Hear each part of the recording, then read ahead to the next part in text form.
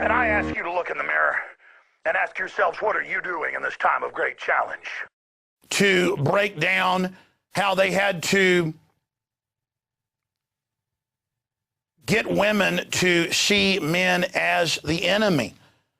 And again, she went on to say, we'll use blacks because they're the weakest group, they're the poorest group, they're the most institutionalized group. At that time, just being 70 years or so out of slavery in the 1860s.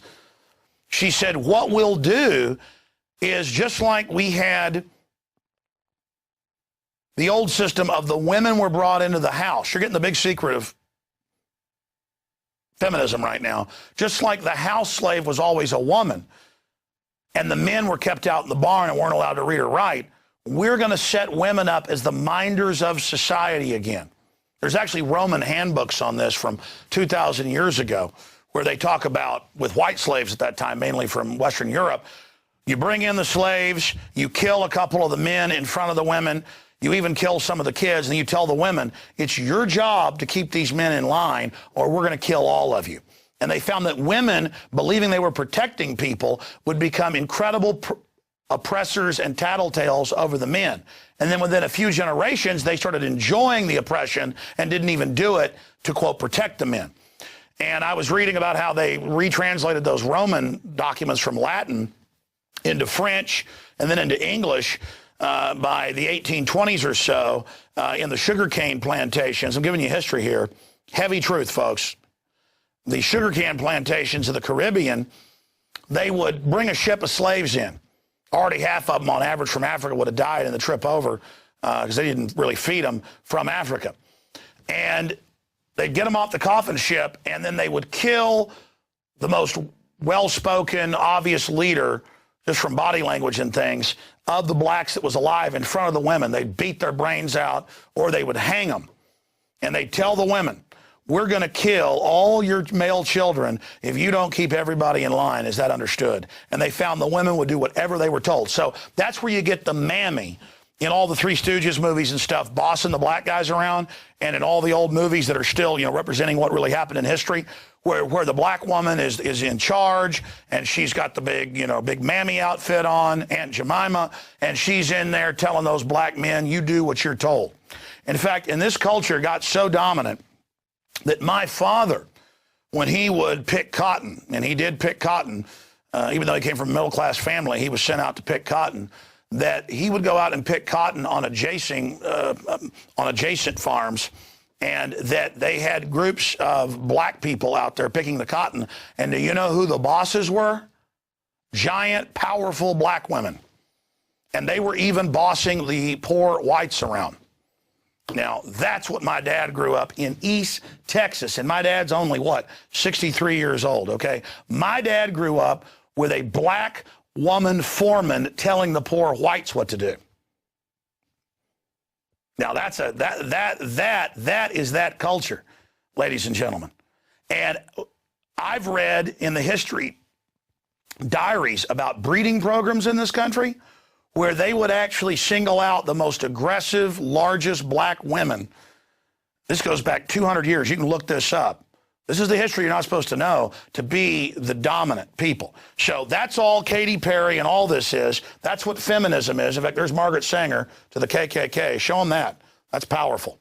In fact, we'll give people a full screen of that. I'm begging you, that's a real photo, to look into this now. When your wife comes home and dresses you down and tells you she's the boss, she's reading government propaganda developed in Rome 2,000 years ago to make women the slave masters. They call them the house slaves. They have an obnoxious term when it's blacks. The house, you-know-whats. And so let me expand on this, giving you the deep truth here. That's why in the 60s, blacks were demanding their liberty because they'd gone to war in World War II. They had their own communities, their own wealth. Illegitimacy was much lower than it is now. Crime rates much lower. And they said, Margaret Sanger and others had developed the program. They said, what we'll do is we'll get them on welfare, and we'll tell them, you can't have a man in the house who'll give you money. And we'll reinstitute the house slave model. And that's what they've created now. And Black men are told, just like white men, everybody else, to be lethargic, don't work, be a gangster, just get women pregnant all day, that you're winning when you do that, when you don't take care of your kids. This is now being exported back where it came from with German and Gaulish slaves in Rome 2,000 years ago. Started out with whites. This was done to whites. And now it's being done to blacks, and now they've beta tested it on blacks, and they're rolling it out. So Margaret Sanger, Gloria Steinem, the idiot Katy Perry doesn't know what she's doing. She's just paid by the Marines to do this, so does it. I mean, she's obviously doesn't have, two brain cells rubbed together. I mean, just look at her eyes. She's got one-way eyes. But when you look at the snake eyes of a Margaret Sanger or the devil eyes of a Gloria Steinem, they know how to run savage ops on our families. And they've devastated things. Blacks were, depending on what area, 30% illegitimate, 40% illegitimate. When you are illegitimate, that means you're 3 to 4 times more likely to be in prison or involved in crime. Now blacks are 92% illegitimate. Whites are 50% illegitimate now. Hispanics are about the same number as whites. And you can just see it. Society totally falling apart, totally crumbling. And so I just want to right now say to Gloria Steinem and to the Ku Klux Klan, and to Margaret Sanger there with the Klan, who the liberals worship, I want to say you've done a great job. You have really screwed people up. And, of course, they've also got the liberals who aren't really liberals that are Klan members. They've got them doing a great job where blacks get all upset when the media, talks about Trayvon Martin and some questionable event to get everybody at each other's throats. So the liberals can pose as their saviors while they're busy killing 52% of black folks before they're born. You can't get black folks excited about that because the media and Wolf Blitzer didn't say so. All right, ladies and gentlemen, I've gone deeply now into the secrets of what's going on with Katy Perry. Part of me, that disgusting, fetid, anti-human garbage. Let me explain something. Defeating the New World Order starts one place. When men and women understand that a man is not whole and a woman is not whole. Humanity is a man and woman. Humanity is the interface of man and woman. And that's why the system attacks marriage and man and woman and makes it like some bigoted anti-civil rights thing when you say marriage is very important. Breeding between lions is important. Breeding between blue whales is important. Fire ant breeding is important. They're attacking, through a scientific dictatorship, the institution of humanity itself and packaging it as some civil rights crusade. Invade Africa to help the black people. Coney 2012. Manifest fraud. Margaret Sanger and Katy Perry. Women, let's get the men. Let's join the Marines in some feminist exploit. Let's invade and take over the military. You'll show the men. You'll choke them out. This is only one phase right now, but they do want to make most of the peacekeepers women. A bunch of Elena Kagans with machine guns waddling around. I mean, it's a nightmare system, and people need to see it. Women, you've not been empowered by feminism. You've been turned into sexual objects who don't have any time to have any time off or to be appreciated for what you really are. You've been lied to about women's position in society throughout history. You are the society. You are the creatures, the more dominant of the two. You create and grow the next life. And they tell you, oh, that's a horrible thing. The feminists say your baby is a parasite. They don't ever want you to really have a child, so you're empowered through it. And they want your child drinking a bunch of Coca-Cola and McDonald's, bouncing off the wall, screwed up, so that you don't understand what your child would have really been. They are attacking us so they can rewrite our society. Speaking of Margaret Sanger wanting to exterminate blacks and being worshipped in every liberal publication as a loving liberal, here are some numbers. You can go check these out for yourself. Approximate number of African-American deaths since 1973. AIDS, 292,000 here in the United States. Violent crimes, 306,000. Accidents, 370,000. Cancer, 1.6 mil. Heart disease, 2.2 mil. Abortion, 11,156,700. And then that number's a couple years old.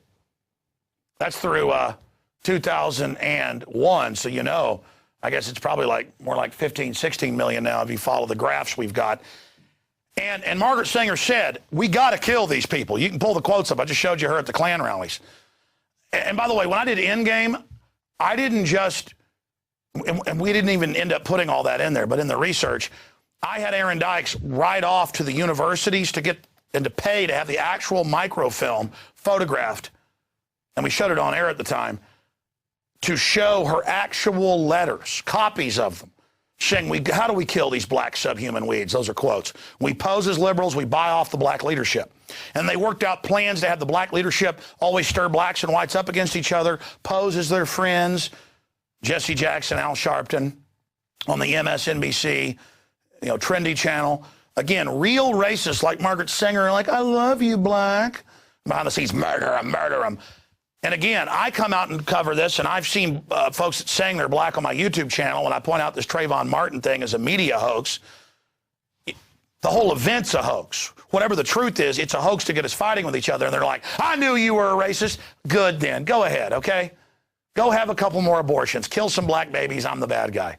You're the people buying in to the New World Order's propaganda, and the women are the ones buying in to hating their men and thinking they're getting a leg up on somebody watching MTV they think's their friend. And men that think it's cool to act like idiots all day and act like fools because the TV shows tell them to. You're idiots too. It's time for everybody to get wise to this propaganda, and I'm sick of it.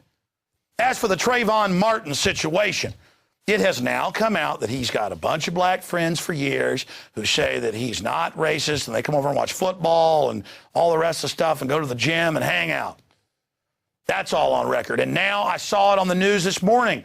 A black neighbor, a black teenager is on ABC News going, no, the guy with the hoodie was on top, the other guy in the red shirt, the neighbor, beating him in the face. I mean, I've got all these clips. It's all right there. I'm not saying it's good that the guy even followed him. I get the fact that he was walking while black. That part's wrong. He's going to get the Skittles or whatever, and he's walking back, and the guy is an overzealous neighborhood watch guy, Zimmerman, who's called the 911 like 90-something times. I get all that. But he approaches him, and reportedly, Trayvon turned around and then, got in an altercation with him. Not smart to bring fists to a gunfight. But the whole spectacle about the media and all of this is to get us at each other's throats. And, it's coming out now that he had burglary tools at school and all this other stuff. I don't know. I know people that have been pulled over and cops have asked, what's that? And they go, it's a screwdriver. And they ask them if it's a burglary tool. I mean, I don't know if that's true. I was called in the high school office once and asked if I was robbing stereos. And I said, you know full well I have no criminal record. I said to the cop, I know you've been dealing drugs. That's why you called me in here. And he grabbed me and slammed my head into the table and said, yeah, you better shut up or you're going to go to prison. And then said a bunch of racist stuff about black people. So I get the fact that there's racism out there. He said black guys are going to rape you and give you AIDS is actually what the white cop told me. But side issue. The point is, I know that stuff's going on. Okay? I'm not defending that. The point is all getting together and now there's whites are being attacked and all over the country. I read about public fairs and parks and events where black folks are now attacking white people. And now there in Miami, it looks like about 80, mainly black kids run in and grab and steal a bunch of stuff as part of a Trayvon Martin protest at a Walgreens. I mean, this is the type of stuff going on. My final point is this on this Trayvon Martin subject. Remember Jesse Jackson, remember Al Sharpton and the lacrosse players? They were white, therefore the devil. Did they ever apologize when it turned out that was all made up? Now, I think this case is more complex. And Zimmerman may have been in the wrong. And if that's the case, he should be punished. I'm not debating that. It's that when mainstream media tells everybody to get at each other's throats, you got to ask, why is that happening? And why is Obama trying to use this as his re-election campaign tool? It's disgusting. All right, that's what I have to say on that subject.